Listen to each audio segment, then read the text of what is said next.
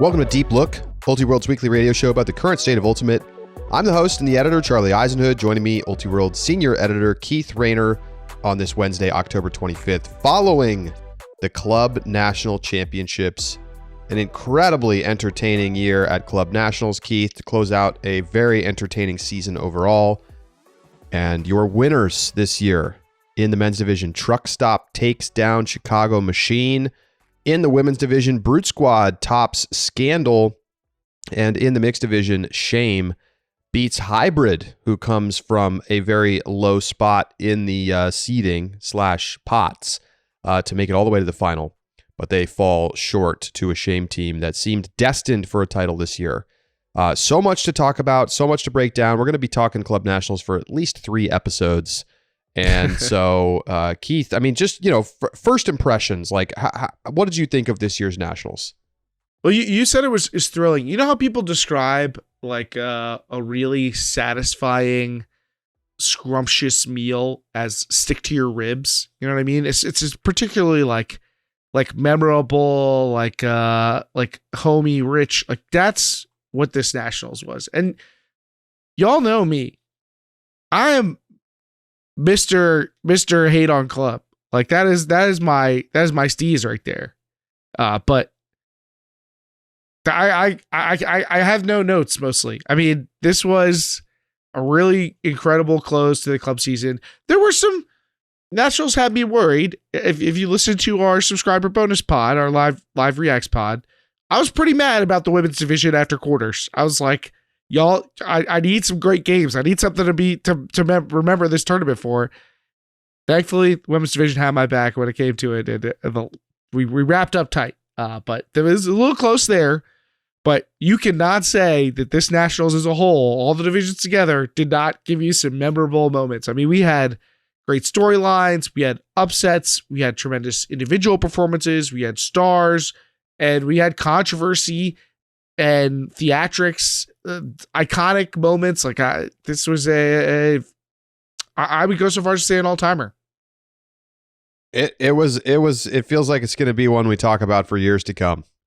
I mean, and let's talk about this really quick. World Cup draw, total win. I mean, can you complain about what we saw? We had upsets, we had intrigue, we had surprise pre-quarters and quarters matchups, we had big games down the stretch. We didn't have a lot of those like walkover games where just like a team has already locked the pool up and it's just dull fest.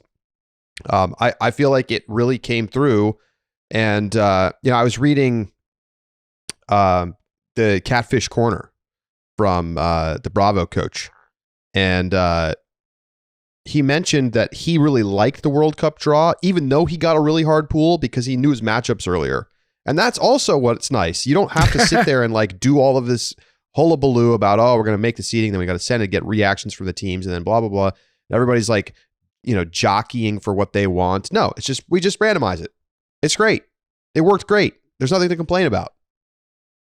The only complaints that I saw were Northwest people complaining that the bracket lined up in mixed with 3 Northwest teams in the same quadrant. But guess what? That could happen in the old system. That actually has nothing to do with the World Cup draw system. And I don't necessarily even think I think those people were just complaining for partially the fun and just to grumble about an annoying thing. Definitely justified annoying, but for the most part, I thought World Cup draw was exciting. I mean, maybe some teams didn't like how it played out for them. There's some teams that they're worse for wear afterwards, but altogether, I thought it was pretty exciting.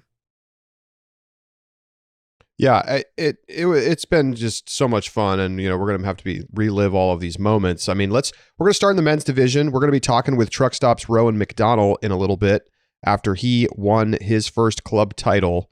All these years, he's won Player of the Year. He's been a decorated individual player, and finally gets his win. So we'll talk with him in a little bit.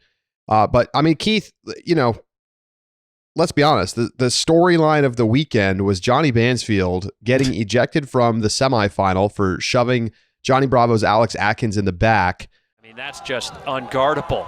Looking Atkins. Bansfield doesn't get it. Atkins with the score. And Bansfield That- pushes oh after my the goodness. spike and tempers Flair at 13-12 in the semis. Stay back. You stay back. Just stay back. Don't get involved. I saw it. Red card issued to Johnny Bansfield. His night is done.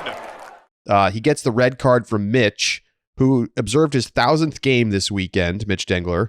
And we had caught him on the air saying that he had never given a red card, and there it was. So then Johnny is up on the shipping container watching the end of the game. And then, he has to miss the first half of the final.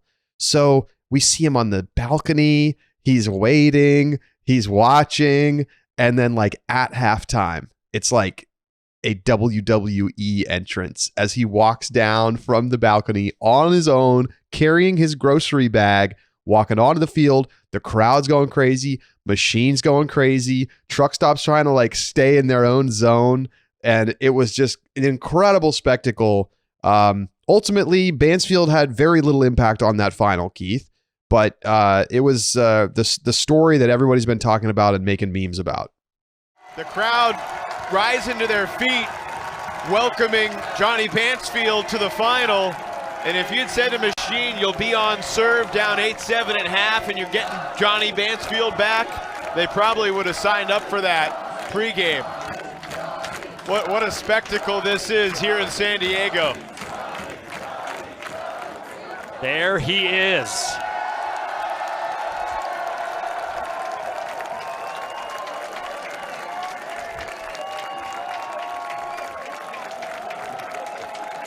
All sorts of chatter before the game. Could Truck use the captain's clause to let Johnny play in the first half? Look, no one's denying that he deserved a red card. But this has never happened before in a men's final, where one player, regardless of stature, but certainly Johnny, one of the leaders and veterans and stalwarts of this division, strolling onto the field at halftime. We'll see if he can indeed be the hero as we head into the second half. It definitely is the meme du jour. And I think that a lot of credit, the hero of that moment, people are just not giving enough credit. The crowd made that moment iconic. It is 100% the crowd energy, both leading up to it and during it, that made that moment iconic. The crowd is chanting in the previous point, one more point till Johnny or something like that. They turned him into this folk hero in that moment. And that's what made that entrance so great. And now, you got people cutting up the WWE style entrance for him on social media. And that's what made it iconic, because I'm going to disagree with you. I don't know if this is the story of the tournament. The story of the tournament, Charlie, is Dig and Truck. I mean, it's the strip, or strip that wasn't, whatever you want to call it. To me, that was the thing everybody was talking about. Was you get Dig and Truck playing in quarterfinals, and Truck has to make this late comeback against Dig, and first Peter Borth nearly jumps it in on Universe, and that could have been a controversy had there not been another one next. Is ruled not in the end zone. Give and goes to the front, to middle of the end zone, and AJ Merriman intercepts the pass, but strip call. And I at first I was watching this on Field Pass, so I didn't have 100% perfect view of this. I didn't necessarily think it was a strip, just in live play, but my co-commentator was like, that looked like a strip. So that's the kind of call we're talking about here. Clear video evidence showing that it is a strip. There's no dispute from anybody involved at this point about whether or not it was a strip. Go to the observer rules, no strip. DC gets the disc. They walk the other way for a score with that had its own drama, but nothing compares to this strip call that Dig is protesting the game afterwards. They're trying to flip the result over, and certainly that helped turn the crowd against Truck Stop by the time we were into the final. I mean, there was a lot, the semis and finals, there was a lot of Dig, the word Dig being brought up while Truck was playing. So that to me is the story of the weekend. Everybody was talking about that. Totally fair. I think the thing about that call is that there's like so many layers to it, right? Truck goes on to win. It's rare that you see an observer call so clearly directly influence the outcome of the game, which, like, obviously, if that is called a strip, it is game over. And Dig wins and advances and Truck is out.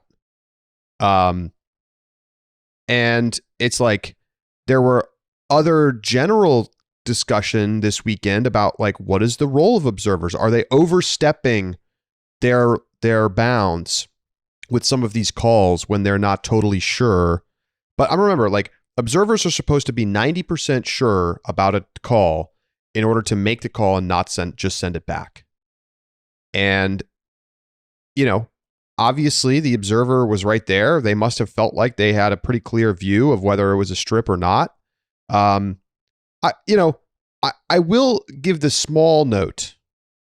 I agree with you that it definitely looks like a strip, but I will give the small note that the way that it played out, it was so fast that it is possible that when you're watching it in slow motion, right, you see the hand close on the disc, but is rotation fully stopped there, or was it not?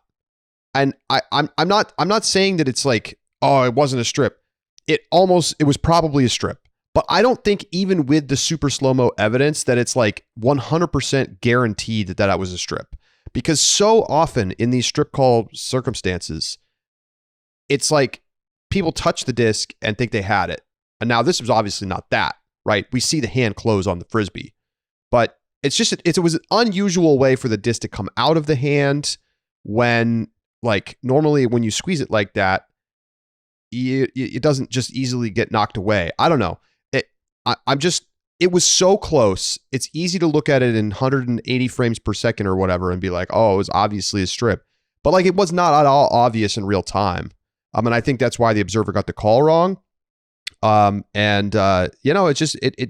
makes for a very interesting mental scenario for Truck, who, like, has to then continue playing knowing they should have lost, and then has won the tournament knowing that they should have lost. And how do you manage that? I mean, I thought that Johnny Malks and Rowan McDonnell gave honest answers in the post-game interview about the strip. And it's weird too, because it's not only is it a call that we all know to be really bang bang, like it's just generally acknowledged that trip calls are often very difficult, but also that it's one of the only calls that possibly could have, if reversed, literally ended the game. Like, many other calls there would be Diggs disc on the goal line, or Truck's disc, or we send it back to the thrower, or whatever. Like, those, most of the rules that could come into play in that moment result in those outcomes, which are not guaranteed victory for Dig. And this is one of the few ones where it's like the conditions for victory were met, and then this call changed those. So it's kind of a unique circumstance. I don't know if, like, I have not figured out a great solution to this. I have not yet solved the puzzle of, like, what could make this situation better in the future. You and I talked about in our React show, we thought that one of the things that could be done is more use of video evidence in these situations. Like, the game's obviously being streamed. Nathan Kalakovic's on the sideline. Like, there were multiple options to be able to go to video. Now, it's explicit in the rules that players can't delay the game to go to video. So that was not necessarily an option within the rules. Maybe we need to look at that. It needs to be changed. Should observers be looking to go to video in that situation? Yeah, like, what does delay the game mean? Like, that's what annoys me about the way the rules are written right now. Like, we have to have some sort of pause if we're going to look at video. Like, I guess if there's a video board, but USA Ultimate never gets a video board. So, like, what do you, like, how are we supposed to actually use that? When you have people with slow motion cameras that can play it back behind the end zone, to me, that's a reasonable amount of time to try to get a big call right. Or to come all the way, we could supply, if we're streaming a game, we could supply a monitor down at field side. It might not have been a definitive angle because of where the camera was and where the play was, and it was kind of blocked by the players on our field pass camera. But, like, I do think we should consider how we can better utilize the tools that would allow us to get these calls right quickly or at least some of the time. Do you what's your thoughts on the appeal process? I mean, Dig went so far as to appeal this to USA Ultimate. USA Ultimate said no. I think it was kind of ridiculous to even try to appeal the outcome of the game. I mean, look, I am not as worked up about this situation as some people seem to be. And that's not because I was really worked up about it at the time and now I'm not. No, it's just like, this is how sports go. Sometimes a call is unfair and goes against you. And look, if I was a Dig fan or if I played on Dig, I would feel horribly cheated. I would be upset about it probably for the rest of my career. I still feel mad about a call that went against me at college regionals my senior season because I think they blew it. Bro, I was right. I was right at regionals. I was correct. I'm just saying that, like, it wasn't they blew, the observers blew an important call at the end of the first half that I think may have helped the Cornell beat us. But yeah, my point is that, like, you hold on to that. But at the end of the day, it is what it is. Like, calls go against you. There's nothing you can do. It happens. Sometimes your opponent makes a really crap call, and if there's no observers, you have no recourse. It's just part of the game. And if you want to win, you have to play through those situations. You have to go get the disc back. And they didn't do that. And Truck Stop ultimately was a better team than Dig this whole season. I think Dig, if they had won that game, would have no chance of winning the title. And Truck went on to play fantastic in the semi and the final, playing some brilliant offense, turnover-free second half in the final against Machine. And I think they're deserving champions after the way they've played the last 2 years.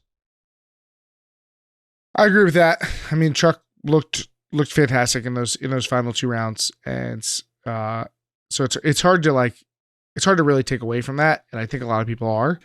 And that's kind of it's unfortunate that we had circumstances like that occur in quarters across different quarters that made it feel like the game was out of the control of the players in some way.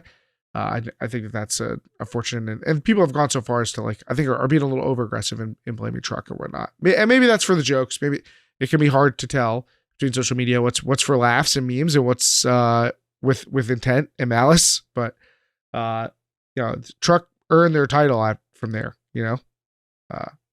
They still had to walk it down the other way and score, right? Like, well, what do you think, Keith? Asterisk? I mean, no asterisk in the sense that, like, this title comes with caveats. It should come with context. All championships do. Like, I'm a firm believer that you don't win a title in competitive sports without getting a little lucky. And maybe that's so-and-so didn't get injured. Maybe you're somebody on your opponent's team got injured. Maybe it's, so-and-so was going to miss a flight and they made the flight or whatever, and they were able to play in your tournament. The weather worked out in your favor or something like that. There's always some luck. Like, there's just too many variables to, like, say everything that we achieved was due solely to things within our control. So I think that every title takes some luck, and this to me doesn't fall beyond that pale. So I would say no asterisk, but I guess I get why so many people are, throwing asterisk up in the Instagram comments. Like, do people doubt the Truck was the best team? Is that? I don't think so. Right. But it feels like they won a game. They put some of the questions to rest in semis and finals, I think. I mean, yeah. To come back and beat a ring team that had a huge comeback win against you, and then to beat a Machine team that I think, Keith, played to the ceiling of its team. Like, I think Machine really played up this weekend and got the most out of that team. And they just, weren't able to do quite enough defensively to pressure Truck Stop, which has the best offense in the country. And that ultimately is why they lost the game. I mean, I think their only gave up 3 breaks, maybe. And it's just like Truck was too sharp, and you got to tip your cap if you're Machine. I thought, I always knew that this version of Machine was out there, and it's not that we're not that far from It was just a couple years ago that they were in the national final. So they played great. Ring played great, and Truck was just the superior team. I'm with that. I think that between last year and this year, I think that lends a lot of credibility to Truck's title bona fides. Yeah, and I would say, in some ways, Truck got a little unlucky last year. They played this amazing season. They were clearly the number one team. They were awesome the whole way through nationals, and they had one bad game and they lost the title. And obviously credit to Bravo for pulling it off, but they had weird mistakes that game that they typically don't have. And this year they took those lumps early. Some of it's just about sequencing. If we started this tournament with elimination games, Truck would have been out on day one. They would have been out in game one. Format can make a big difference, huh? For real. That was shocking. Shout out to Johnny Bravo, by the way, who sure shut us up, Keith. Big time. I mean, thank God we didn't say that we were going to retire on the spot if they made it to the semis or something. Like Chris Russo talking about the Diamondbacks winning Game 6 and 7 of the NLCS. But wow, I mean, I didn't expect them to put it all together the way that they did, but they got a lot of work done between regionals and nationals to get right. And hey, Alex Atkins, yeah, he's really good. He is really good. That is the only thing that I got right about Bravo. Was us Alex Atkins is going to make a big difference. Guess what? He freaking did. Not all of it though. It wasn't all Kins. I mean, they brought the goods. Tabor? A lot of my hangups were about regionals, and it turned out that was just a rough day for that team. And I think they had shown us during the regular season that some of this was in there, and like Machine, who could string together really impressive halves, they just needed to find that level of consistency. And once they had that, it was they're taking off. I mean, they were really, really close to getting into this final again. Extremely close. Yeah, I mean, you look at this Bravo team, they gave Truck trouble and kind of easily beat them in pool play. And then they come out, they roar out to a big lead against Machine in the semis. They get 3 first half breaks and they're up 8-5 at halftime. And then they just kind of went cold. Their offense gets broken 4 times. Their D-line has a hard time taking away the disc. In fact, I believe, there were no O turnovers for Machine in the second half. Paul Arters had a fantastic game for Machine. And, the thing is, you go up 3 breaks in the first half, you should be able to close that game out. And they just weren't quite able to get all the way across the finish line. But obviously it was super close and went to Universe. Impressive showing for Bravo and Machine, who maybe in some ways is overlooked by all the drama. They lose the game to Pony, and there's all the stuff about Bansfield and whatnot to kind of distract away from them. And I think both A and Bravo are being a bit overlooked for their performance. I mean, you're right that Bravo for half, 2/3 of this tournament was the best team in the men's division. It's true. But as they know better than anybody, you got to pick the right time to be the best team in the division. Yep. You got to get hot at the right time. That's a big part of how you win nationals. Pony, Keith, you talk about luck for teams. Pony's injury luck is just absolutely brutal. I mean, I just feel terrible for the team. Jimmy Mickle, likely broken finger, can't play quarters. Sam Little breaks his arm early in the game. He's out for the rest of the game. Late in the game, Jeff Babbitt maybe gets concussed, unclear exactly what happened, but, takes a knock and he can't continue. I mean, this team, as good as they were on paper, they never really were quite there. And yet they still had a chance to get there, Keith, in the bracket at Nationals, and too many bad breaks, and Ring played a great game and took them down. Yeah, it's both unfortunate that those circumstances played out again for Pony, and so it feels like these 2 years of Pony, you didn't really get a conclusive ending to the story. You just kind of, it's like the writers forgot to finish their storyline, and so they were just like threw up some text like, oh, and Pony played poorly, and that was the end of it. Like, just no satisfactory conclusion, and that's unfortunate for a team that has had such high expectations for the past 2 years. And so for it to happen again was especially hard to watch. That said, I mean, maybe during the Pro Champs final or the US Open final, you felt like this was the Pony you thought we'd see, but like, it felt like we went the whole year and we never got the team that everybody was hankering for when they were looking at this Pony roster. Like, did we ever get that team? Maybe day one of Nationals. Maybe I wasn't paying attention because they were just thumping everybody. No. They didn't look good. I mean, they were in a game with RDU that looked like they could lose. They did not look sharp on day one at Nationals. So injuries be damned.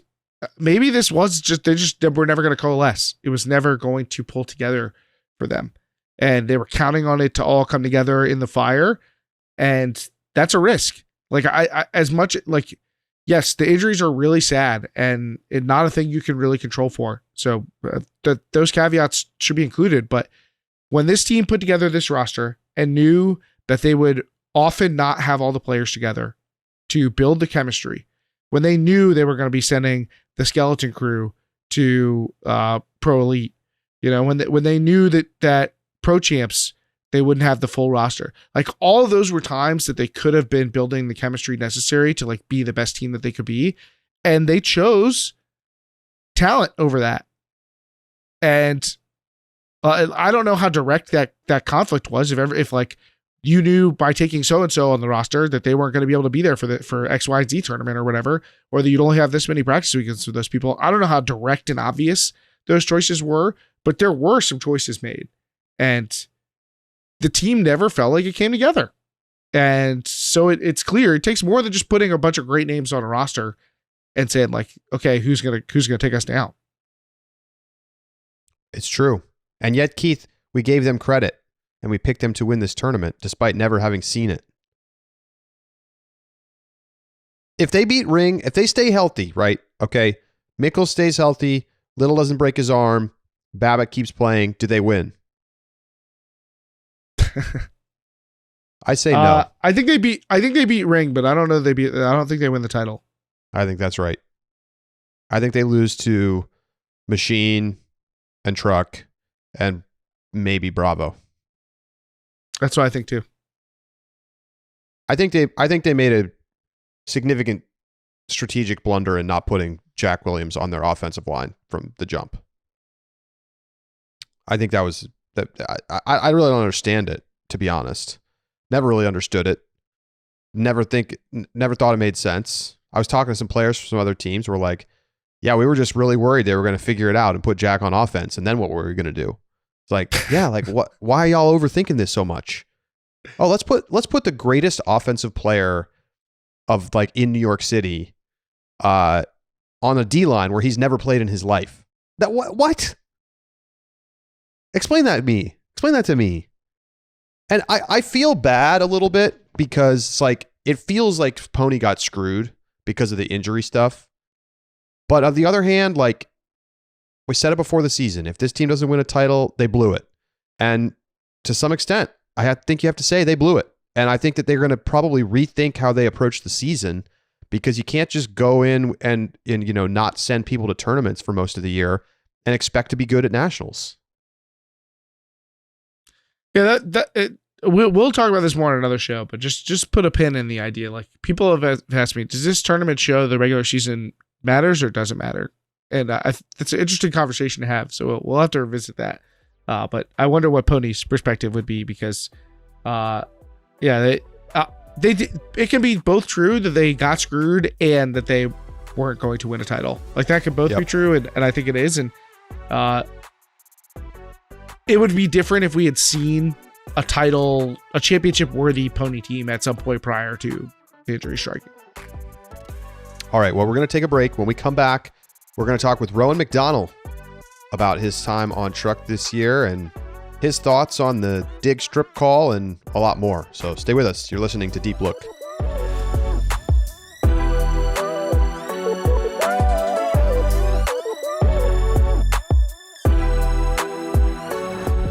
Joining us now on Deep Look is Rowan McDonnell, freshly minted national champion with Washington, D.C. Truck Stop. Rowan, congratulations and welcome back to the pod. Thanks for having me, Charlie and Keith. Yeah, great to see both of you. So, Truck Stop's been so good now for the last 2 seasons.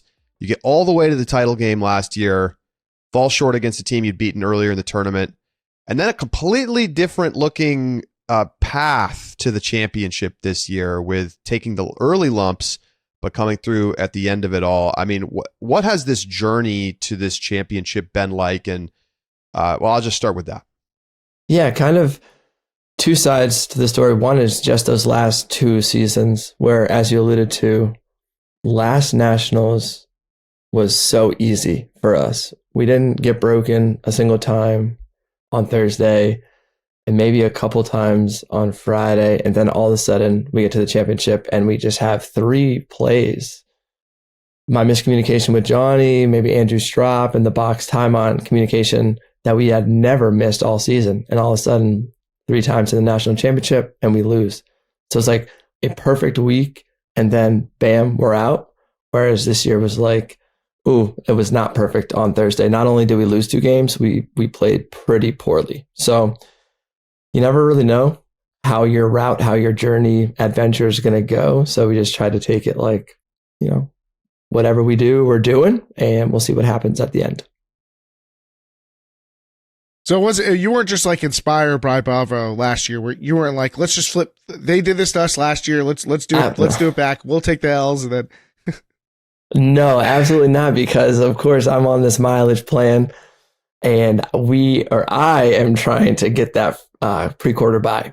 Every game counts for me. As you probably have seen, take a bunch of games off during the regular season. So I was hoping for that bye. Once we went 1 and 2, we're like, okay, that bye is not going to be a free one. And instead it was like a 15-13 fight against Chain, which is not something that I had wanted. But again, it was our journey, and we just try to play it our way. What does it, mean to you to finally get this win? I mean, you personally have been putting in the work for such a long time to get to the top of the game, and you've won some individual accolades, but it's really, really hard to win a title. And so, what is it? How are you feeling now, a couple days out after finally getting to the top?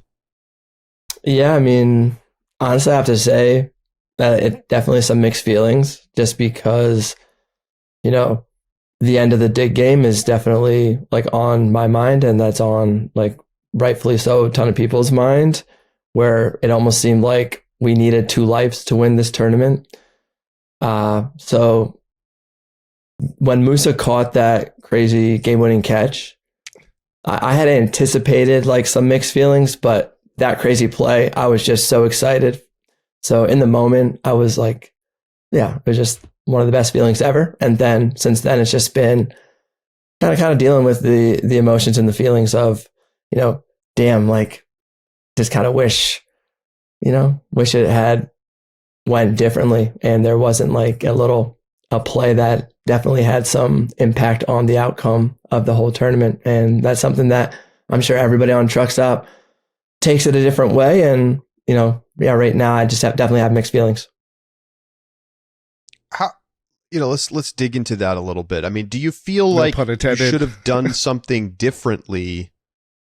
No pun intended, Keith. Do you feel like you should have done something differently as a team in that moment? Obviously, those bang strip calls are one of the most common calls that we see, hard to get right for players and observers.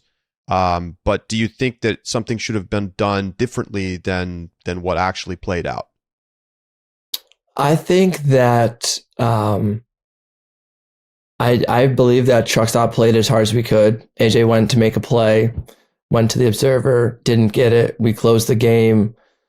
So in that respect, I feel like truck stop, played it, as well as we could have. I think that the easy way out is probably want to send that one back and replay it, which it's extremely, in like the club division with the observers and the self-refereed aspect, it was like kind of a really confident bad call, which is kind of dangerous, so to speak, and especially in such a critical moment. But I think that is how a lot of those calls go. And they got it wrong. And just, at 14-14, it's just a little different feeling because technically if you stop rotation in the end zone at 14s, it's like that should be the game. Well, there was afterwards, there was a lot of talk about, Dig was talking to USA Ultimate about the outcome of the game and about what was going to be next. And I, from what I could tell from where we were, it seemed like y'all had already left. Like y'all are basically like, we're on to the next thing. Were y'all kind of waiting to hear, or were you concerned at all about the potential outcome of the game being called into question once the game actually wrapped up? Yeah, I didn't hear anything until I was kind of back at the house. Just usually don't really do any electronic social media throughout the tournament. But yeah, I think one of the captains brought up that, there was the protest, and I just kind of remember thinking like, yeah, whatever happens.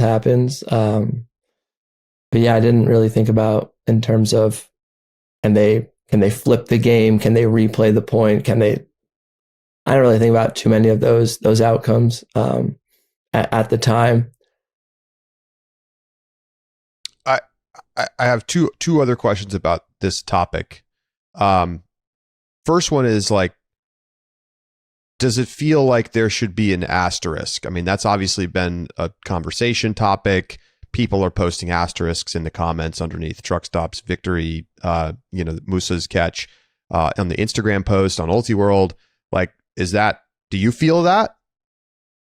Honestly, I'm feeling it a little bit for sure. Yeah, like if I were to tell you that I'm going around town, like I just won the national championship, like with all this like confidence, like that's not the case. It's more of like hey, Truck Stop, I do feel like we did everything we could to win that whole tournament, and we played like the same way. It's not like we asked for any of that, but like I do feel like there is, I guess like an asterisk is the right word.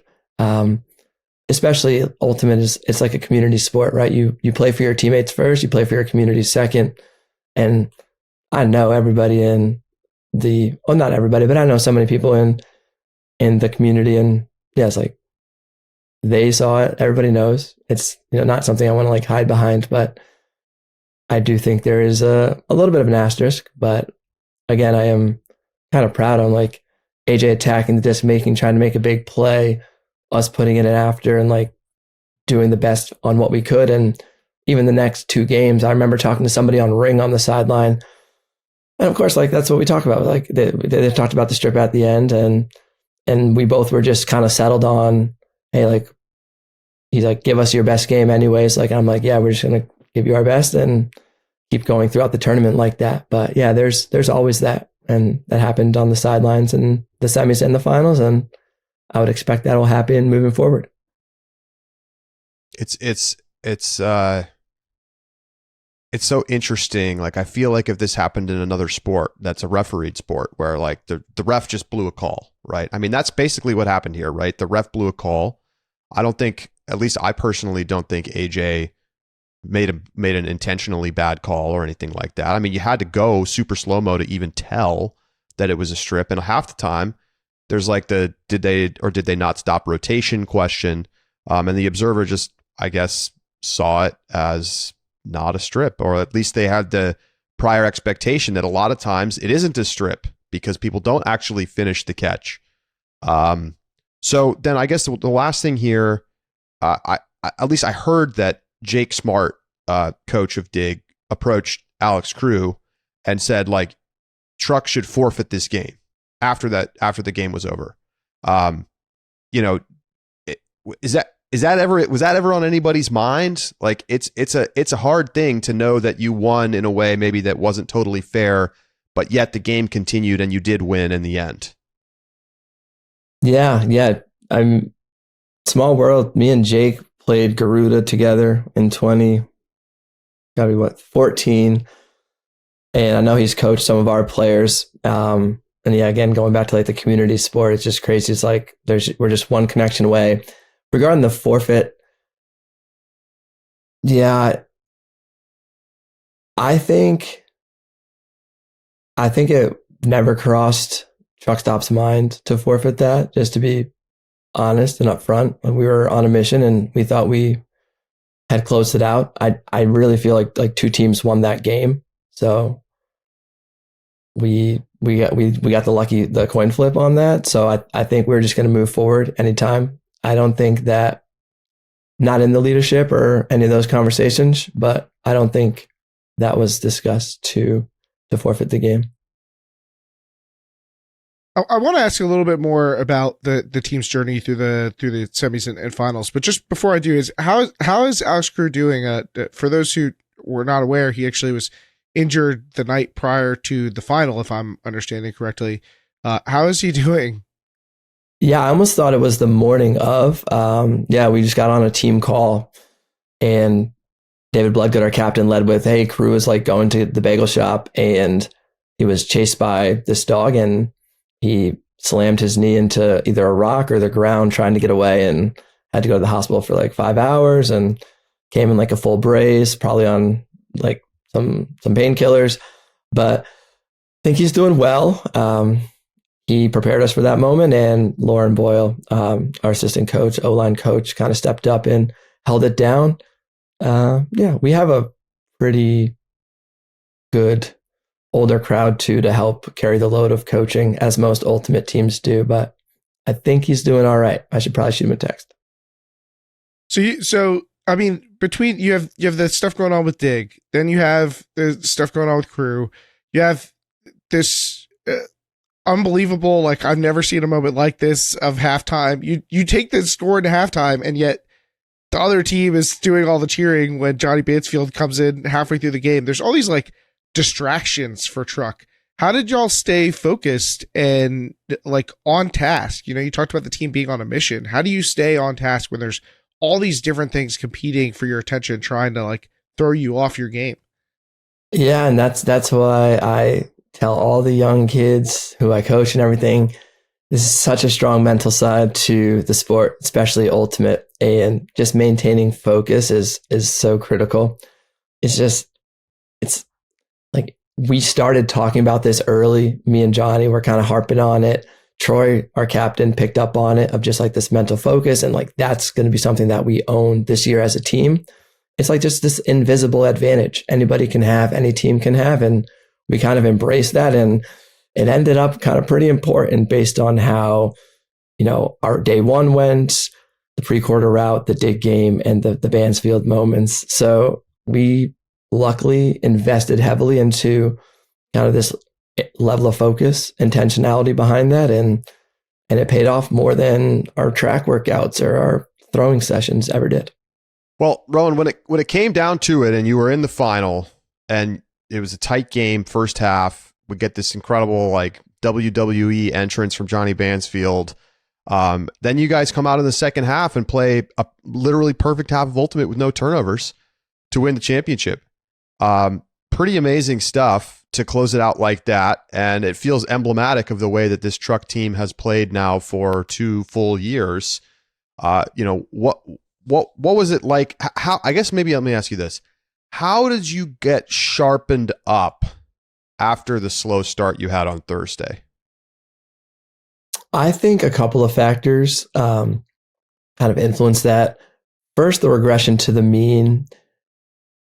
even throughout the season, pro champs, like not that you should put a number to a game. I hate when it's like, so an offense should get, or a defense should get 2 breaks or 4 breaks. But I'd say we were getting broken a couple times a game. On Thursday, we got broken like maybe 5 times twice, and maybe coasted against Dark Star. So regression to the mean, definitely. I think that we are so natural and just like the way we play, it was going to get fixed. Like there was no crazy issues. Like, we were getting broken because Boxley sprained his ankle and couldn't run. Like there was nothing like that. It was just simple individual moments and team chemistry, and that stuff always gets fixed, especially with the O-line as close as truck stop. So I would say mostly regression to the mean. There was no warning signs on Thursday. It was just like, a lot of weird stuff is kind of happening. It's going to go away. So yeah, once we started to kind of clean that up, it was great. I think that calm conditions in semis and finals helped for sure. I think we could do whatever we want with the disc, and when we're moving it that quickly, it's just really hard to defend. And yeah, I think we're just kind of in the clear after we decided we don't need to make any major changes. Let's just keep trusting ourselves and Johnny and William Mary's offense. So one of the things that we talk about a lot in the Ulti World offices, and sometimes even on the site, is really just like talking about star players and how talented they are and ranking them and all these kinds of things. And DC obviously has some really talented players on the offense. Box had an incredible year. Beef was playing really well down the stretch here. You and Johnny obviously have a big impact. But you also talk a lot about the William and Mary offense, and it's clear from watching you that there's like a very valuable system in place that helps this offense play at the level that it does. In your opinion, do you feel like the system is the team strength, or is the talent more the strength? And do you think one of those things is more important than the other? Boxley put it really well in a pre-nationals kind of a team check-in, where all of our superstars on offense only have to do what they're good at. And that's it. And so everybody on our offense is put in a position to do their strength, and you don't have to do your weakness. No, we're not throwing it to certain players aren't going to have the disc on stall 5 on a sideline. Certain players, I just get to stand in the front of the stack and make my same cut, horizontal, over and over. I don't have to make the 40-yard out and undercut. My legs can't handle that. Box can float around and just be unguardable. He doesn't have to take 75-yard hucks to have the biggest impact in the entire division. Johnny, he possesses, but nobody else can throw like him when we get into a game like Pony and semifinals or these big games. You need a couple of easy scores, and Johnny can just pull out that 70-yard upwind flick or backhand. So each player only has to do their superstardom, so to speak, and it just makes it really fun. And that's the honest answer. We have an amazing system. We have no egos. Nobody's trying to take bad shots, but everybody's just trying to do what they do really well, and we've cultivated the offense around that. Speaking of Pony, are you surprised that you didn't end up seeing Pony in the tournament and the bracket? I mean, as of course a lot of people predicted, including both me and Keith, the two of you meeting in the finals. Yeah, pretty heartbreaking, honestly, just because we wanted to play them in the elimination round stage at any time. For a second, it was almost could have been quarters if we had beaten Ring on Universe, I guess. And semis would have been great again. We had, a really memorable semis last year for many reasons. And yeah, I was just really sad, especially when you heard that Sam went down early and Jeff hit his head, which is something that in DC, Jeff is like so incredibly respected and feared. And just like we know that can be very dangerous with the concussions. You never know what's going to happen there. And to beat Pony at full strength, or maybe he won't be able to play Empire. And, then, you want in the club division, you want to play the best teams with the best players. And yeah, to see two of them go down like that was extremely sad and disappointing not to play Pony, for sure. So in the final, one of the players you do get to go up against is Joe White, and he had 3 goals, 4 assists. It's obviously a really strong player. What was the game plan going up against Joe, and how do you feel like that was executed? Yeah, I think the first move was to maybe give him like a Charlie McCutcheon, where we know Joe's a great deep receiver, but he probably wants to be around the disc and make an impact behind or with the frisbee. So giving him kind of this player, Charlie, who's always on your hip, always there, just pestering, annoying. That was kind of our first look. And then from there, we could bounce it around with different looks. So I think it was just to really hopefully make him think and change his style a little bit, which as an offensive player, like that's huge when the defense can influence what you're doing and your decision and your progressions. So I think that was a big win early, and I think we gave him the right looks. But on film, in the finals and in other games, like Joe's playing some really good ultimate right now, and I think he had a really good game. And it's kind of hard to do when you can do everything on the field. So hats off to Joe. He played great, one of the best players for sure. But I think just giving him some different looks, especially these like twitchy, quicker players instead of that like big body where he can be open in the backfield at will, was a pretty big win for our scouting. What did you think was the decisive play, if there was one, in the final?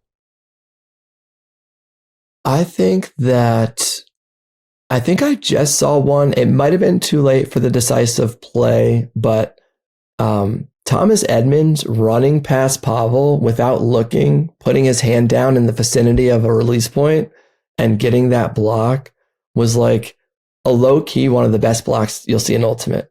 It won't get a ton of attention because it wasn't like this ridiculously high flying play, but that was incredible. And scoring on defense at 14 points is always important because our offense was cooking, but you never want to receive 13-14 knowing like, oh, we have two chances to score. It's such a weird spot. And for us to put that in, I think was really helpful. Even though obviously it would have been fun to play high pressure 0 points. I was starting to heat up, but I think, yeah, that little block from Thomas was wild.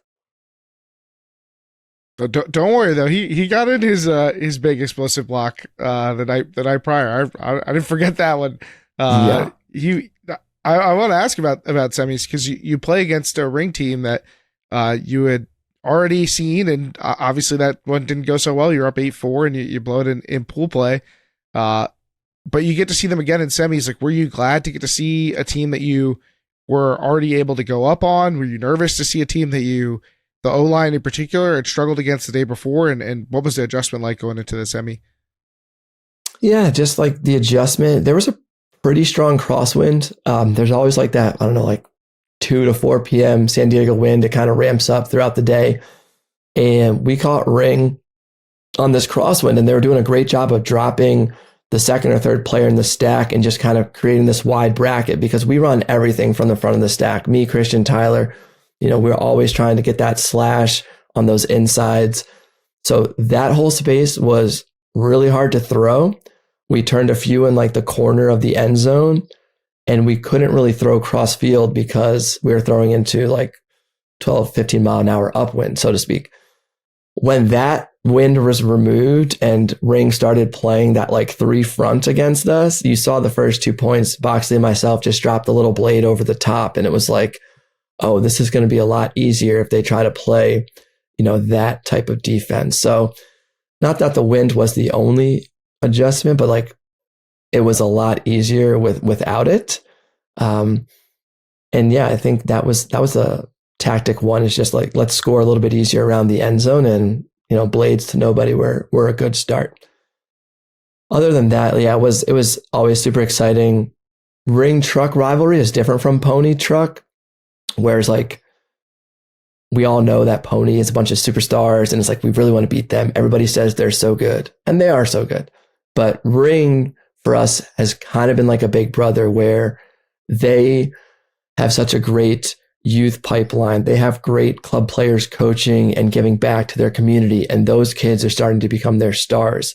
And now DC, rightfully is honestly doing that too. Like our 4 handlers, Jacques, Aroy, Johnny, and Gus all came from a local school. We have way more players from local schools we're coaching.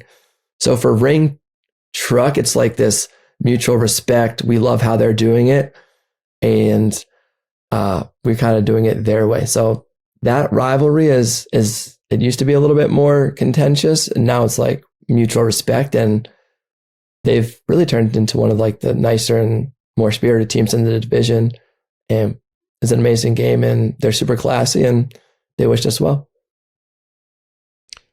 I want to go back to something you said earlier. You said, running with Johnny and the William and Mary offense. Is that right? Like Truck adopted the offense that William and Mary was running when Johnny was in college? Yeah, and basically. Like, how did that happen? Yeah. I'll tell you the whole story pretty quickly. Coming out of the pandemic, we didn't know what Ultimate was going to look like in DC. People didn't know what the club season was going to happen. And then Pro was kind of the head start. So basically, my cousin Thomas Owen, he coaches vault now. He was a captain at UVA, extremely smart player and coach, always whispering in my ear, Rowan, y'all got to stop turning it over. Y'all turn it over too much. And like, he's like, look at these William and Mary. They never turn it. They reset all the way to nationals. Like they had no business. William and Mary had no business making it to college nationals. But it was like Gus and Johnny just resetting the disc. Gus Norbaum, extremely underrated. So Thomas is telling me like, look at this. So I just call Johnny out of the blue. And I say, Johnny, we need you to bring William and Mary's offense to the breeze. And then Daryl called him, and Johnny's like, okay, let's do it. So from there, we just started to play. That's where we really went small. I was super injured that year. So 2021, we were throwing like 2-yard passes. Like it was really small. We opened it up a little bit, but we still kept that core philosophy that Johnny was instilling. Move the disc, hit the open hands, no hero ball, and something is going to come of it. And then all of a sudden, all of our personnel were 2-way players. Cole Jurek, even though he's a big, he can throw and go. He's got every break throws. Now we got Andrew Roy breaking every mark. We got Christian Boxley, the best in the world. Like it was just this union of possession-based ultimate, which is now modern era ultimate, in my opinion, meeting the right personnel. So shout out to Thomas Owen and most of all, Johnny Malks for, sharing his thought process. And that's the last reason I wanted to play Pony, is because I feel like they're one of the last teams standing on how Jimmy can hold it for 5 seconds and huck it, and they can still like be incredible. So kind of like the new school versus the old school. I think you mentioned something that, if I'm not mistaken, you can correct me if I'm wrong, is kind of close to my heart. You coach, and I believe you coach a college team that I'm pretty familiar with. You're coaching at American University. They had a great year last year, right? You had a great year. Yeah. Well, the irony here is like, yeah, I coach that program, help coach that program now. I don't do as much with so many things going on for a few years, but we play 2-3 pass and huck offense. We have some of the we could go to nationals this year, next year. Like real talk. This is one of the coolest ultimate stories nobody's talking about. We're this small school that gets no ultimate players. Our team culture, we have great chemistry. And then one year we have maybe 6 or 7 players all come, 2 club soccer players and 4 YCC players. And now we made it to the game to go last year. And like our ceiling, it's incredible. Like I think we can do it, but maybe in a couple of years we'll dive into the AU ultimate. But yeah, it's not small ball. We just go out in space and huck it. Shout out to the American University Dirty Ladies. Keep an eye out, folks. College season's coming. Yes. College season basically feels like it's already here. I can't believe it. How is this year's team? Does it feel like a kind of like a 2-year journey to you, Rowan, or is there like very distinct seasons? Because I feel continuity, even though you added new pieces this year, but I'm wondering how it feels internally on the team. Yeah, it feels like a 2-year journey. And even the new pieces kind of bought into that 2-year journey where they filled the roles that needed to be filled. We talked a lot about last season. what we learned, and they kind of grew with us. So it was definitely, in my opinion, like a 2-year project. And of course, we have a lot of continuity with the Breeze too. We're all playing there. So the way I personally see it, and others might not, is that like DC Men's Elite Ultimate has just been this group for 2 years now. And we missed out on the gold a little bit last year, and we were able to secure it this year as kind of like, a 2-year project, so to speak. When I think of Truck Stop, I sort of think of the team as being thrower oriented, and maybe that's because you have some extremely skilled throwers in yourself and Johnny. But you've mentioned multiple times now that Christian Boxley is the best player on this team. What makes him special and makes it work so well in your offense? The first thing is like what I told him when I saw him after the championship. I was just so proud on that. He's so good, but he's so humble. He's so easy to play with on the field, where a lot of star players or people that are blowing up, everybody's talking about you. You want to kind of go out of the way to, maybe play better or do different things. But he's such a unique superstar where he just does what the team needs. And like, it was kind of my goal in the past, just to be like a release valve for other people, just to give that confidence, like, and now it's him. It's like, everybody's like, we're going to be okay. We got Christian out there. It's a big point. We got Christian. So he just gives and exudes that confidence without, ever making a mistake. He was probably turnover free this year. He's almost always turnover free. He's starting to take everybody's best matchup, which is beautiful. And yeah, it's hard to describe how good he is, because it's almost like a secret what he does for our O-line. He's not going to throw the crossfield blades or necessarily the huge plays. He'll finish a play, every single play, but it's one of those things, like, you have to be there to know how impactful he is. And I think that's so cool. I think when I kind of had that, I was a little too flashy. I was making some bad decisions. I was a little bit angry to my teammates, and you get absolutely none of that from him. And I think he'll be the star of the national teams for years to come if he wants to keep pursuing it. All right. Last question here. What's next for you? You were talking about being on kind of like a mileage limit, and you've dealt with some injuries the last couple of seasons. Obviously, this is the best you've played since the year you won Player of the Year. But like, what are you thinking for your future now that you've gotten a ring? Yeah, the future's, it's crazy. A couple of things. I couldn't even stay Sunday night. I flew right back to Maine to visit my family. It's been, Club Ultimate is so incredibly difficult, the commitment level. And I've been on a high commit. Truck Stop is a high commitment team. Like, that's all we are. We all buy in. We work hard. Even when I'm not practicing in the regular season, still going to every practice. And I'd been dealing with those nagging injuries, especially a new foot injury this year. So I couldn't get home at all. I couldn't visit anybody. I had to be in the gym, in the sauna, in the hot tub, like 2-3 times a day. So all that finished up. Sunday night, I go straight home just to relax. Get my first ace in disc golf Monday. So wow, it's crazy. Congratulations. Unbelievable. Awesome. Decompressing. So yeah, and then I have this Beach Worlds next week. So there's still more Ultimate. Then I have a month tour in China right after LA. Oh, wow. So I'm going full speed, and I can't continue this pace. I think Club Ultimate, sadly for me in the future, will be, hey, anybody taking a flyer on me until September, which is something I don't believe in, or, it's not Club Ultimate. You play Club Ultimate for the connections and the teammates and the love. And I'm happy to have done that with Truck Stop for so long, but I don't know today, but I would imagine Club Ultimate in the future for me looks like more of a kind of a late season pickup. It's been so long. So I don't know. I don't know where I'll play, who I'll play for. It could be truck stop, could be different teams, but I just don't think I can bring the level of commitment to club. Pro, on the other hand, is very easy for my body, for everything. I'll be playing the Breeze next year and got to beat the Empire. You know what's light on the body? Working for Ultiworld. Just saying. That's. I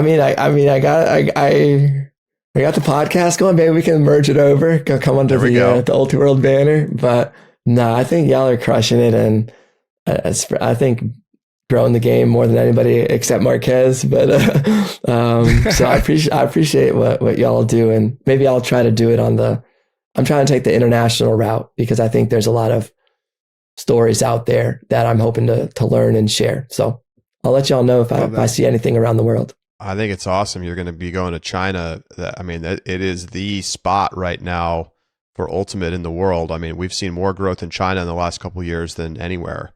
You already have like a whole itinerary for that trip? Yeah, it's going to be about 20 stops, 3,000 kilometers, 2,000 miles. And I have a team, so that's going to be helpful. I don't have to go by myself. And yeah, I think that they're just the reason I'm really excited about China is because they haven't been able to see too much of my content as much as the rest of the world. And some of it has gotten out there. I've gotten onto the Chinese social media apps, and they've been so excited. And we'll see. We'll see. I'll let y'all know when I come back how it went. You're like doing clinics and things like that throughout this trip? mostly going to be clinics and just trying to grow. City by city, just like flying around, maybe 20 different cities. Well, before we let you go, what's the latest on Excel Ultimate and everything else you're working on as you work to teach and grow the game?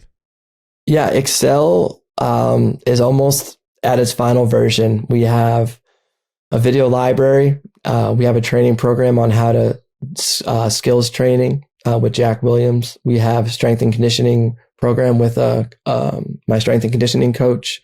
We have a throwing academy getting launched soon. And we have one other program. So essentially, if anybody wants to learn how to play Ultimate or learn more about Ultimate, they can head over to excelultimate.com.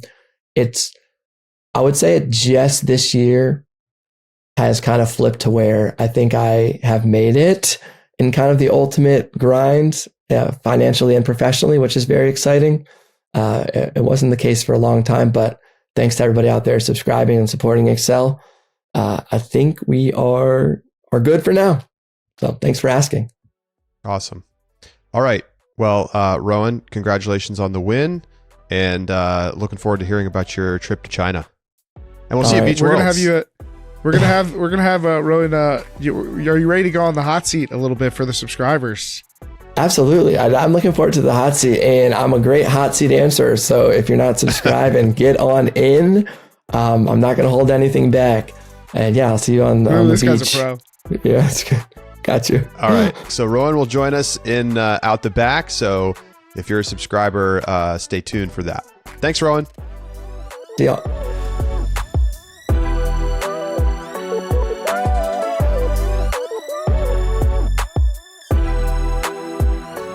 Welcome back to Deep Look. Thank you to Rowan for taking, by the time we get done with all the Out the Back hot seat questions, is going to be on here for like over an hour, Keith. So appreciate him taking time out of his day to chat with us. And always such a thoughtful person to talk to. And just, I'm really excited for him. I mean, I know he clearly feels a little bit torn about how to feel about winning the championship in the way that it went down, but I'm happy for him because I think that he's been a great ambassador for the sport and earned a title. Wholeheartedly agree with that take, and I was surprised by how much that big controversy affected him. I don't think you see that from a lot of players. I think natural human instinct is to take the path of least resistance, and that path is, yeah, I won a title. So I'm surprised. I wonder how many other truck guys share that sentiment and feel like, hey, we won this title, but we know it like we did basically everything that we could, but we know that we also got lucky and somebody else was on the wrong end of that luck.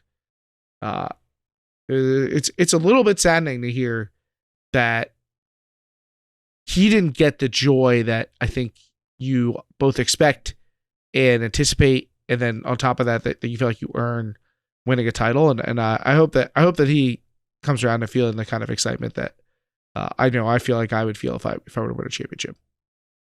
Yeah, I mean, I think he's just a thoughtful guy, and I think that's what you're seeing there. And I think, if you try to put yourself in his shoes, it does have to be a little uncomfortable. Like, he knows a lot of those guys on that team. Obviously, he talked about how he knows Jake Smart well and has played with him. And it's gotta be awkward knowing that you won when you shouldn't have, right? Like, it's just so rare to have an observer call of this magnitude to more or less decide a game. Very rare instance. All right. Well, let's turn our attention now to the women's division. Brute Squad gets it done. Another title, number 4 for Boston Brute Squad.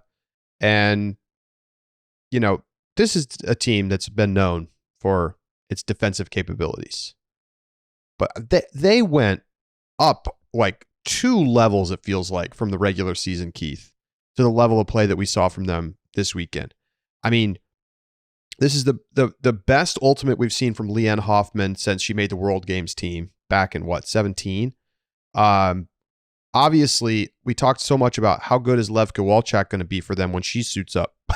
Well, incredible. I think Levka looks like a top 5 player in the world right now. And she was fantastic. And Brute Squad looked like very clearly the best team at this tournament when it was all said and done. Thorough win in the final, and like they left no crumbs. This was a very impressive showing from a Brute Squad team that I was selling on too. So like, I ate my Bravo crow, and I got to do it again with Brute Squad. I was not high on them after the way they played during the regular season, and I don't know if they rediscovered their defensive identity, but this felt like Brute Squad teams of old. I mean, they were out there, and you weren't getting jack for free. Like, you were going to have to run through a wall for every hold. And that's so much to demand of teams that you go up against. And you could see them just grind teams to dust. And with Livka in the fold, like, totally changes the tone of their offense, their efficiency, their ability to strike quick. So those two things together, like, ratchet it up, really changed the trajectory of Brute Squad, and like you said, clearly the best team in the field. What do you think that they were able to do so successfully against Scandal that we haven't really seen other teams be able to replicate this season, as Scandal was, clearly the best team during the bulk of the year? We talked to some of the players from Scandal after the final, and the thing that they pointed to was like, Brute Squad's reset defense was out of this world. Just like there was nobody open, and that type of defense, like, I think really short circuited Scandal's offense. Claire Trope, still like probably the best player in the world, like, got some of hers, and they did a half decent job defending her, and to some degree, Cammie Groom. But that really felt more like a team effort and not like they had an individual standout defender who could go out there and neutralize those players. I mean, they were just like swarming the disc, making DC getting a second and third looks. It was a little windy, so some of those looks were just total misses, and they capitalized on them. They made the semifinal against Fury, which was even windier than that final, a similar kind of affair. It was just a slugfest. They also do a great job taking away Huck looks. Whether that's at the point of attack or with just their ability to compress the field, they just make it really hard to get off really quality deep shots. And so teams are forced to play against that Brute Squad reset defense. Yeah, I think, Keith, you talked about like Scandal having a little bit of a question mark at the handler position on offense. Were they going to be able to stand up to the pressures of Nationals? And I think ultimately they mostly did, but Brute Squad was just too good defending in that reset space and just creating havoc on the field in a way that few teams can. That forced some bad games. I mean, Margaret Walker had 7 turnovers in the final. That is not a good number for any game, and especially out of a player who is a key distributor on the offensive line. And credit to the Brute Squad coaching staff for the preparation that they did, and how much better this team got from start to finish. And it would be easy to say, well, like, Levka and Troutman came in and made them who they were, but that's just not true. Like, those players clearly helped them win, but I think the decisiveness of the defense of the team, that's not something that's just like importing players is going to bring. Yeah, and shout out to their other imports who weren't even necessarily this year. I mean, Maggi Ferrero and Laura Ospina were both also great. And I remember when those players were like kind of viewed as accessories, support pieces around Yina Cartagena and Elizabeth Mosquera and the Cardenas sisters. And, that they've clearly built their own identities as elite players. They are like all club level competitors. But going back to your point about Scandal's handlers, I mean, you look at the numbers from that final of the players I would say are their key throwers. Lizzie Laurie, 3 turnovers, no assists. Jess Sourbeer, 0 assists, no turnovers. Melissa Dang, 0 assists, 1 turnover. Marge Walker, 2 assists, 7 turnovers. Right, like their key throwers. Kat Ritzman, that feels a little bit more midfield, but she does get a lot of touches. She had 2 assists and one turnover. Like, those players were not able to connect with their downfield players very well, and that's why they have so few assists among them as well. So it's not just, it was both the turnovers and the fact that like those players were not able to make the same impact on the game that they otherwise would. And it was clear that was where Brute Squad was winning. Let's pop in and talk about, how about this, Keith? You look at the teams in the semis. Scandal Molly, Fury Brute Squad. It is... Yeah, I mean, Scandal, I guess, is sort of back.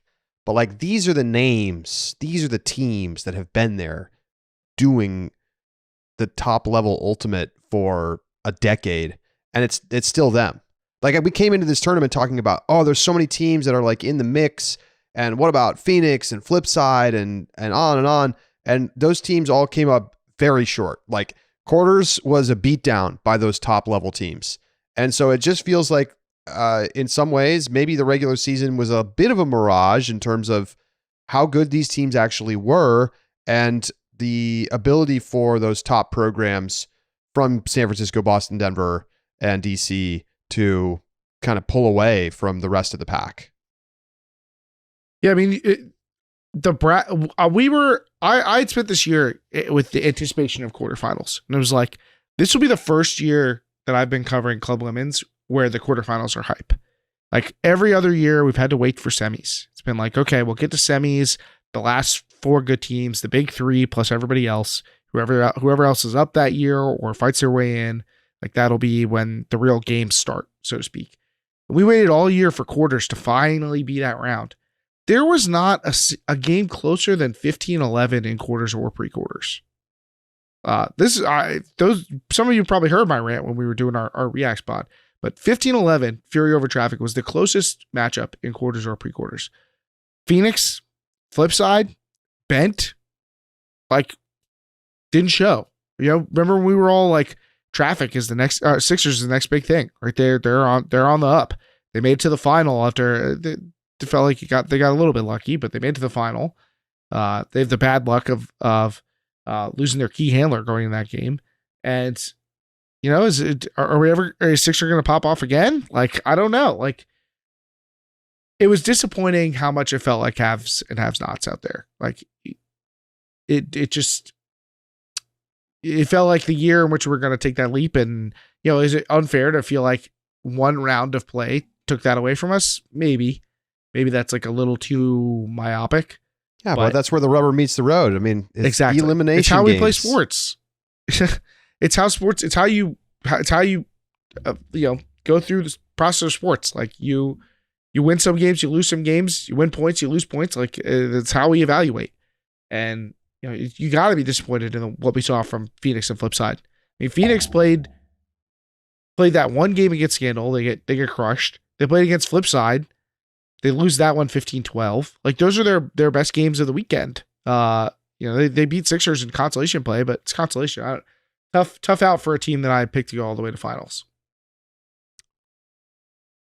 Phoenix, Bent, Traffic, Flipside. Those are your quarters teams that all lose pretty comfortably in that round. Which of those teams has the brightest future, Keith? Who can step up into that next tier? You still got to take Phoenix, right? Like, just they have an incredible talent factory they're attached to. A bunch of their players are still young and ascending. I mean, Phoenix definitely feels like they have a ton of upside. Although Flipside should not be totally counted out as far as a team that has like quality players feeding into it. It's not from one core school, but there's options there. I think it's always going to be attractive to play out there. So I wouldn't sleep on Flipside and what we've seen from some of these other programs as they're developing. Like I think all of these are programs that are in good positions moving forward. But yeah, I think Phoenix is still the one you got to bet on the future. But we were saying that last year and maybe even 2 years ago. Like, you do worry a little bit that like how many years are we going to be like this is Phoenix's year? Stalling out, yeah. It's that to me. Here's the thing: they losing to Scandal, okay. Losing to Flipside and pool play, that to me is the problem. Like if you want to be up in that next tier, you got to beat a team like Flipside. Not that Flipside's not a really good team, they are, but like they're ahead of you right now, and that doesn't seem like it should be happening with the kind of pipeline that you're talking about in the triangle. I really wonder, Keith. I really wonder if Cammie had played Phoenix this year instead of Scandal, and she was fence sitting, right? She was back and forth. She ends up playing on Scandal, and she was amazing. Either their best player or their second best player behind Trope this weekend. Would she have made the difference for Phoenix? I think it's possible.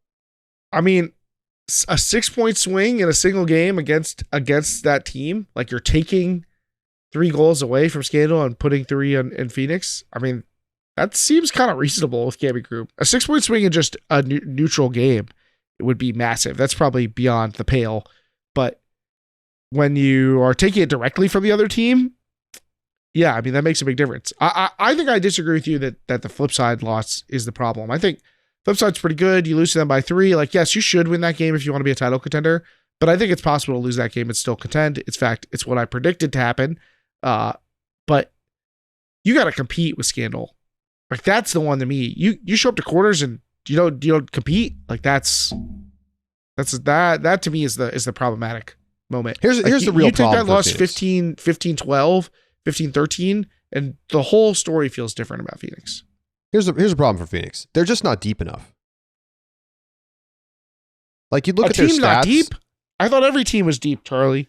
You look at their stats against Scandal, and like only like 6 or 7 players have like positive like stats, goals, assists line. I mean, that's probably because I don't know. Did they get some breaks? They did actually get breaks. Their defense actually got 5 breaks in the game. Their O-line got kind of killed, and they often turned it over and then got broken without getting the disc back. In fact, I think all of the breaks they gave up, and it was 3, 6, 9, 10 breaks they gave up in the game. 9 of the 10 were 1 turnover breaks. So O-line defense got to step up and depth. I mean, you look at Scandal, they're just getting there's more players involved.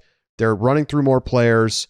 And I think that's the difference for Phoenix is that like, the bottom half of their roster is just like not really up to the level that it needs to be at in order to compete against these top level teams at, semifinals quality at nationals. Yeah, and that maybe is something we could have seen coming a little bit. I think there was like a sense like, oh, they're taking on a lot of players that maybe people aren't familiar with, maybe players who played with them in the PUL who don't come from like the North Carolinas of the world, so players you don't really know. And they're replacing some pretty big name losses from last year's team. So maybe that's part of it, is that group just wasn't experienced enough to be ready for the moment. I think it was just, this was true across the divisions, but particularly in women's. So cool to see the international players come in and have just like a huge impact on these teams. And the top players from Colombia and from, Germany and across Europe, like, are clearly at the highest level of the game and actually making a tangible difference for the teams that they choose to compete with. Yeah, this used to be like a hypothetical, right? You'd be like, oh, how would the best player in Europe do if they played in the USAU club scene or whatever? It's not hypothetical anymore, and they would do really well. You want to know how Kanari Imanishi would fit on Fury? Well, guess what? She's really good. You want to know how all these Revo players would do? They're damn good, right? Like, there's no need to wonder anymore. And that's really cool. And it's fun to be, Charlie Eisenhood, the most prestigious tournament on the face of the planet. Well, the prestige is drawing in the talent. People want to come play here because they know how competitive it is and what it means to win a national title here and how much better it can make you to play on the teams here. And I hope that helps those international communities also continue to grow. But like, this is a storyline we've been tracking since World Games, right? Like, the world is getting better as a whole, and that's awesome. And it's great to have those players playing here where we want the best players to compete. Keith, the women's semis were really close. Brute 14-12 over Fury. Scandal 13. Was it 13-12? 14-13. It was, of course, I lost my page and now it's gone. It was 13-12. Scandal over Molly. Are these teams that close together? Obviously, Brute won pretty comfortably over Scandal in the final. Like, was Fury the second best team, and like Scandal and Molly weren't really right there, or like how do you look at that? I do think that the teams were generally close together. I think we talked a lot about like, okay, now that teams are starting, now that the field's starting to be deeper, that it's about matchups. Well, we were wrong about part of that, but once you get into the semis where the teams are generally good, it is about matchups. And I think Brute Squad was the worst matchup for Scandal. I think Scandal didn't have the throwers to be able to match up with Brute Squad's handler covers, and that made them a bad matchup.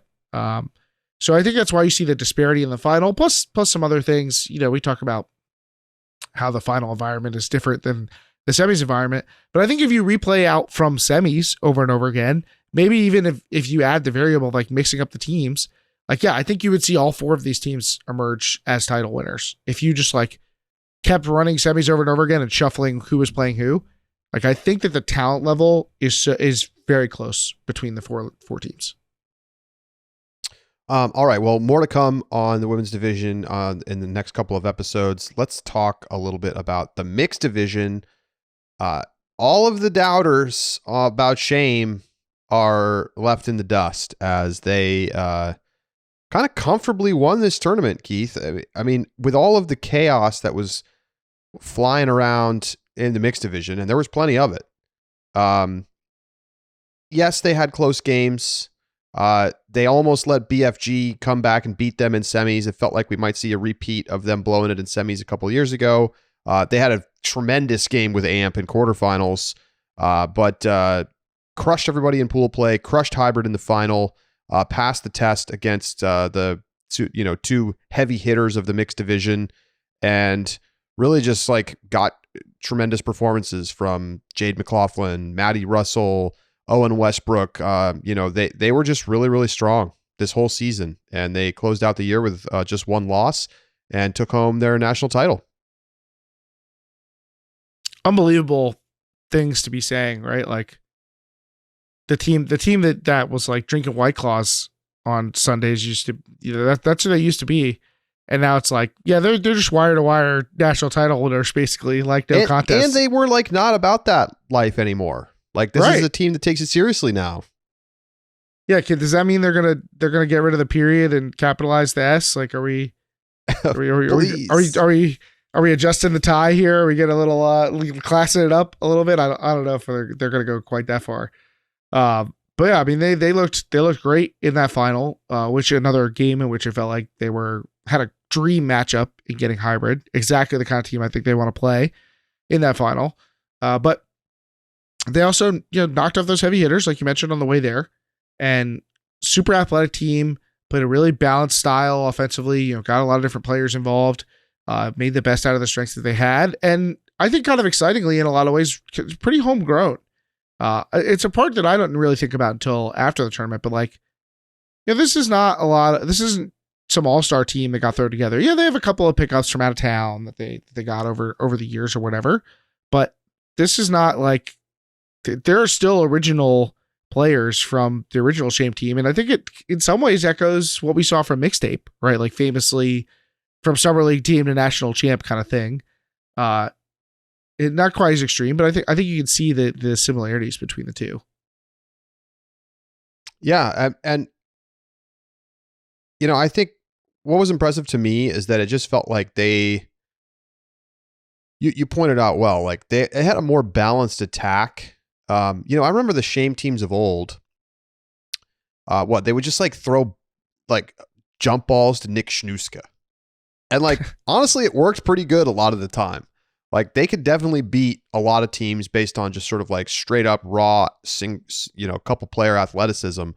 But then they would play the good teams that were like better at playing defense, and all of a sudden they would kind of collapse. But like, this is a team that had continuity, that clearly cared about playing well and getting better. And it turns out that when teams get close to the top but aren't getting there, they realize that like, no, like if we actually want to win, we have to commit time and energy, and like that's what we're seeing. Like remember the Mixtape teams of old? I mean, they're eating weed brownies before the semis, and now that's like this like serious program. That's just the trend that you see.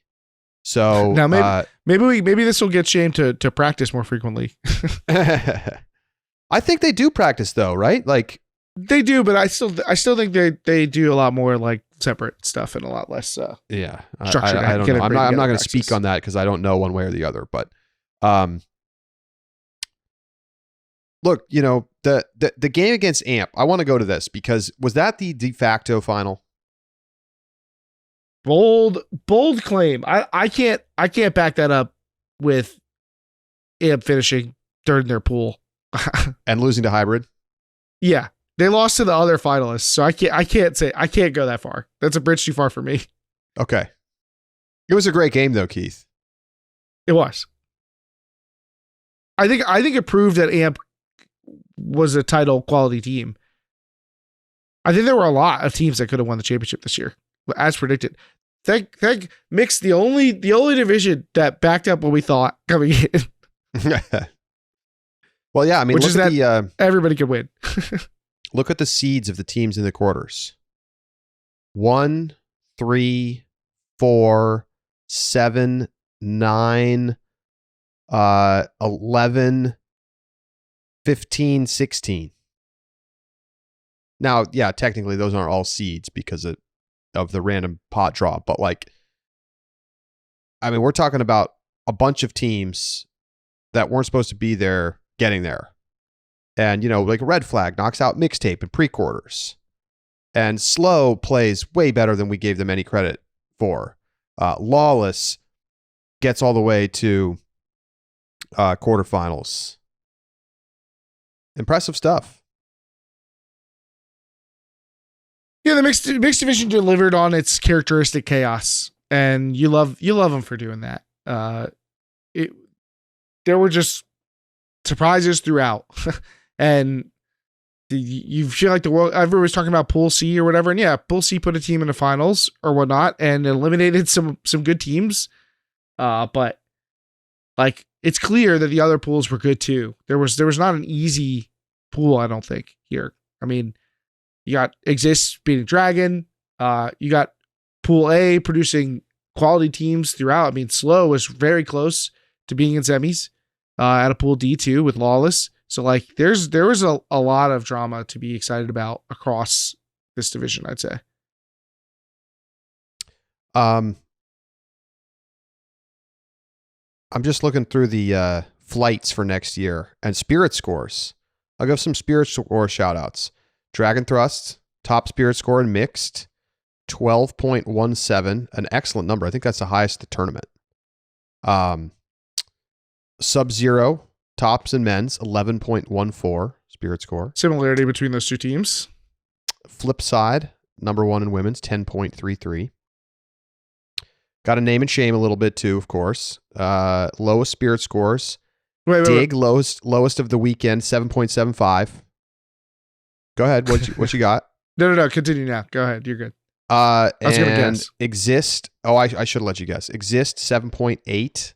Not great. No women's teams below like 9 and below 9. Molly Brown lowest at 9.2, which is, fine. Where are your 3 champions? Champions, Brute Squad, 9.83. That's right around average, I would guess. Shame, 10.8. That's actually maybe slightly, maybe also right around average. Mixed division Spirit scores look like they were kind of higher across the board, with Exist being like a very noticeable standout on the negative side. And then Truck Stop was an 11, which was near the top. That's impressive. I mean, I in my experience, I've always felt like the teams that win the most get lower Spirit scores. Not necessarily the lowest, but I think teams are a little less charitable after losing. They're like, this team has enough things going for them. We don't have to be extra kind on our Spirit scores too. But obviously not the case. So good to see that trend being bucked, and makes me feel a little more hopeful about Spirit scoring in the U.S., which I think in general is pretty terrible. I think we're not good at Spirit scoring each other. But here's a question: I wonder what Bravo gave Machine for Spirit scoring? I wonder what the Spirit scores were for that men's semi. That was crazy. I mean, are you surprised? Just to go back to this real quick, are you surprised that like Bansfield had all this crowd support and free Johnny signs and people making merch and like, I mean, he shoved a guy in the back. No, I'm not surprised at all. Man, the free whoever meme, like that has never been about justice. People say free people who do it all the time. But also like the crowd was just on Chicago's side, and this was the thing that they grabbed onto. I don't even think of the people who had like free Johnny signs. Like if you ask them how many people think that Johnny shouldn't have gotten a red card, like almost everyone's gonna be like, yeah, it was a red card. I actually will say, for meme's sake, I think the fans were just into it, and I'm glad that they were. It made it a lot more fun. I think a red is totally justified, but it could have been a yellow. No, I think that's a red in every time, especially with the cameras rolling. You can't set the example that like, oh well, it's semis. We don't want to take an important player out of the game. You if you do an act with some malice behind it, you gotta get tossed. That's just the way it is. Yeah, you pretty much see people get tossed for that in other sports. I'm not saying that it couldn't be a red card or shouldn't be a red card. I'm saying that it was a borderline yellow-red for me because it wasn't a strike. It wasn't like a dangerous thing. He was just pissed off because he got stared down and spiked in his face. And like, I'm not saying that it's okay, but like, it didn't have to be a red card. I disagree. I think it should be a red card, but I get what you're saying. Like, there are degrees to things you could do wrong. Like, you could both say it wasn't that bad and also agree that there are other things that could have been worse. Like, it's saying it's not that bad doesn't mean it was like allowable or a great thing to do or whatever. I've seen people be like, someone I think actually asked us in the mailbag, like, is it a bad precedent that people are cheering on Johnny, and like, is it going to encourage people to like be violent on the field or whatever? Johnny knew he was not trying to hurt Atkins. Like, if he wanted to hurt Atkins, he would have done a lot more than that. That push happens after basically every football play I've ever watched. Is that push happens between two players? Like, people this is not get a little shovey in an NBA game too, and typically don't get tossed for a shove. This is in Ultimate. This is aggressive contact. Like, and I still think that you should red card somebody. It's a red card. It's not the end of the world. Like, it's your career isn't over. Especially since you don't play man down in Ultimate. It's just like you personally can't keep playing. I mean, I guess what I would say is this. If somebody makes a really, really bad bid through somebody's legs, I want to see them get a red card, Keith. Like, to me, those plays are worse and more like are worse for the game than a shove in the back in a heated game. Now, the observers had started to kind of like lose control of that game. And that definitely gave them the control back over the game. And I think it's totally reasonable that he got tossed, but I just think like it's easy to throw somebody out for a shove. And like, I feel like it's a lot harder for observers to throw somebody out for a really bad bid. Did Atkins get a yellow? I didn't see him get one. Should he have? The stare down was enough, I think, to give a card. I kind of think so too. I think the spike, that's an allowable spike in on today's game. A spike like that, 15 years ago would probably get you punched in the face. Also, these days, people were down to fight. He walked away. He wasn't like trying to do it like at Johnny, but he did stare at him for like a good 2 seconds. I think that was clearly and had been instigating all game. Yeah, that was a clear fuck you to Johnny. Like, there's no way around that. That was a definite fuck you to Johnny, and not with the like. He wasn't trying to hit him with the disc. This wasn't the Club Nationals Ulti Village reel. He wasn't that was never in question. But like, there was a message behind that spike. That was not a hey, yeah, bravo, we did it spike. I liked watching Atkins think about whether he was trying to like go back at Bansfield and then not, and then like hit him with the like, get out of here, like thumb over the shoulder thing. But like, he definitely was like, should I retaliate here after getting shoved in the back? And like, it wasn't quite benches clearing, but like a lot of players came into the mix right then, and he didn't do it. And credit to him for that. I think he didn't want the smoke. Johnny had the crazy eyes. He had the crazy eyes. I think you're being pretty generous with Alex Atkins. I don't know if a single molecule in his body ever considered striking Johnny Mansfield in that moment.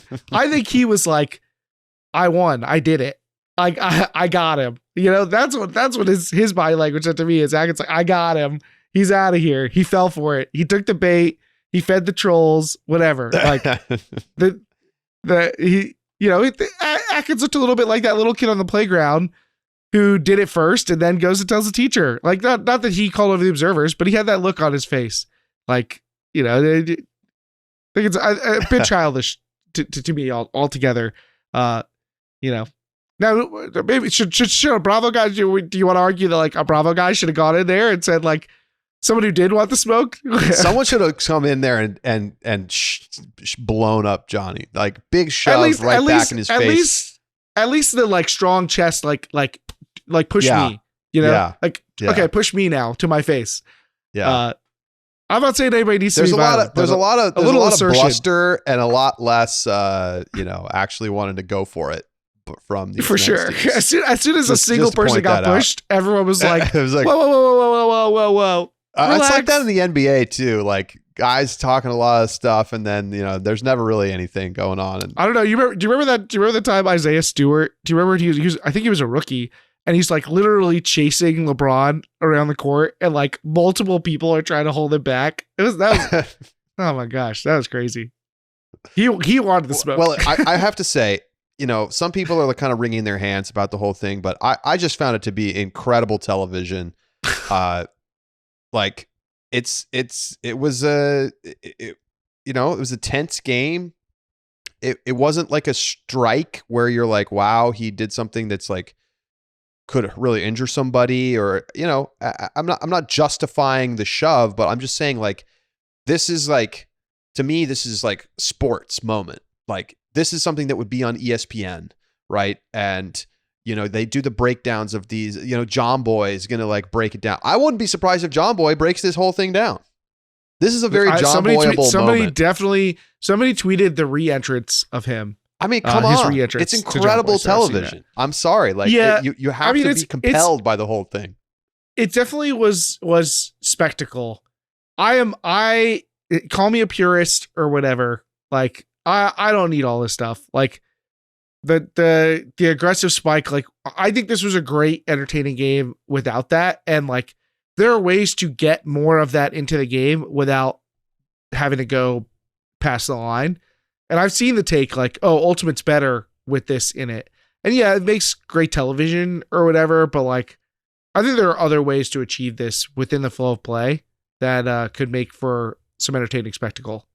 This to me was not necessary. And I'm not here for the like, oh, the game was better for this take. You know, I love it though, Keith. I know you. I know knew you do. when it happened, probably do. that I would love it. And maybe it's just because of the nature of our community. Like, you know, this stuff from far away it's different when you're watching it on TV and it feels like disconnected from you or whatever. But like, we all know these people, so it's like a little bit different. But I'm also the type of person who thinks there shouldn't be fighting in hockey. So whatever, you know, take my opinion with a grain of salt. Anyway, I got sidetracked. Coming back to the mixed division. What happened with these big name stars who we expected to carry their teams? You know, Robin Fennig with Noise, Khalif with Mixtape, Henry Ing with Amp. I mean, they all played really good, but they couldn't get their teams through to the big games. Why? I feel like typically we see that. Yeah, I mean, you look at our top 25 and our top 10. Let's see. Khalif, pre-quarters. Henry Ing, Lindsey McKenna, they're both top 5 quarters. Robin Fennig, out in pool play. Cheryl Sue, semis, along with Connor Belfield at 10, semis. Jay McLaughlin, she wins. Jenna DeJesus, semis. Caleb Denacor, quarters. Jesse Schaffner, eliminated in bracket play. What do we take away from all this, right? I mean, I think that the big thing is that it is harder for an individual to dominate mixed play than it was in the past. You know? I mean, a lot of people feel like Mac Taylor's like clear top 25 player. His team's not even here. Like he was top 10 last year, I'm pretty sure. You know, like same thing for Jesse Schaffner last year. And Shine didn't do that much better this time around, right? Like, I think it's just clear that one individual great player is definitely not enough to just go out there and win all these games. And I think that also holds true when you look at the types of teams that were successful here. Although it helped if your star player was a women matching player. That definitely was useful. Being able to win on that axis still good. Has been good, still is good. Yeah, I feel like, you know, that's one of the things that helped set Shame apart, you know, like Rory Veldman and McLaughlin, like they were dictating the play on the field, and it felt like the top teams were able to win with their women more than others. And Hybrid actually did that a lot of the way through the tournament, it felt like.